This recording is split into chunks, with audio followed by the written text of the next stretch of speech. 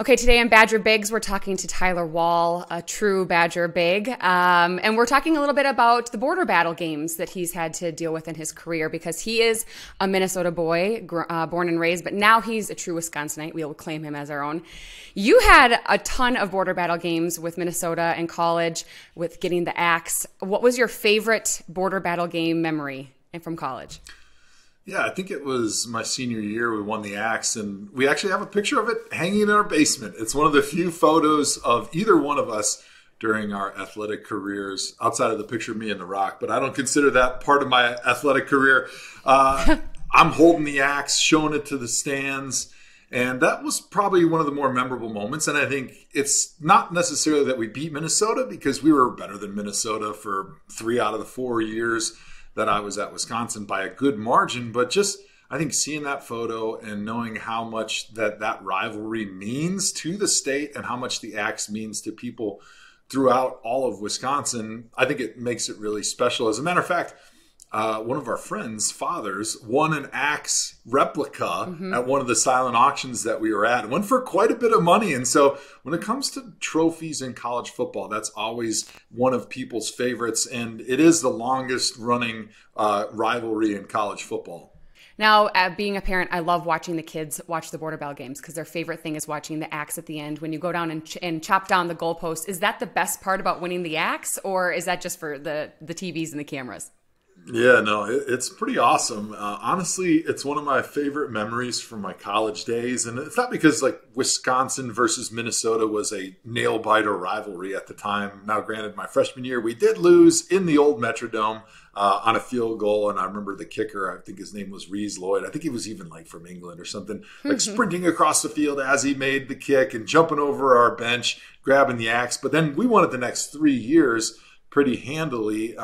But the moment is so special because it's a special trophy to everybody in Badger Nation. And it's one of the few pictures of us doing athletic things that we actually have in the house. Outside of, if you can see me and The Rock, when I was pretending to be an athlete on the Titan Games, that's about the only other photo that we really have in the house, because it is special and that axe is meaningful. The rivalry between Wisconsin and Minnesota, it goes back hundreds of years. It's the longest played rivalry in college football. And Wisconsin always did a great job of letting the players know how important this was to the university, to the history of college football, and how you were going to be part of history when you played in that game. Jim Huber was our offensive line coach, and he had coached at Minnesota, and Barry Alvarez would always have him come up in front of the team and kind of give the history going way back to the late 1800s and talking about like the tough dudes that used to play in this game. Like guys would have to get their fingers cut off because they were broken, but they didn't want to miss the game. You know, probably total BS, but that was the story they were telling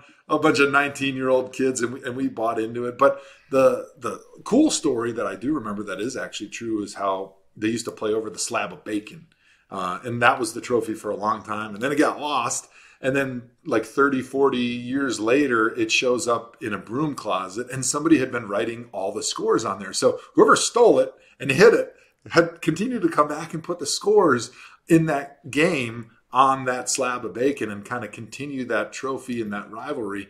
And so I think it's always been really special. And with the resurgence of Minnesota football, I think that little bit of a hatred, that a sibling rivalry has definitely been rekindled a little bit. And I'm really excited to watch Luke Fickell smack down Minnesota. I mean, Luke Fickell challenge Minnesota again for that axe. No, for the basketball side of it, when I was playing, it was unfortunately one-sided Minnesota. They had a stacked roster. It was a stacked game when we went up there, but I remember vividly I was starting, and it was Janelle McCarville. It was her senior night.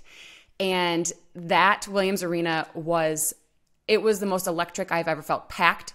There was about 200, 300 people from my hometown. They had bussed in some of the younger age girls teams, and it was so much fun. But I have never been more nervous for a game in my entire life than playing at Williams Arena. It was awesome.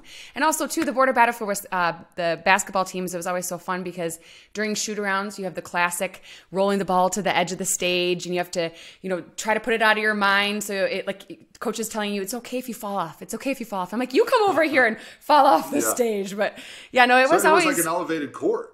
It's an elevated court, which is a kind of a cool feeling because you do feel like you're up on a stage. And it's also, I mean, the lights, it's such a cool place to play. I love playing there. So you grew up in Hudson, which is a lot closer to Minneapolis and Minnesota than it is to Madison. Did you get recruited at all by the Gophers? It was never even on my radar for things. I wanted to stay in Wisconsin. It was just something that I didn't even think about going across the river. Well, that's pretty awesome.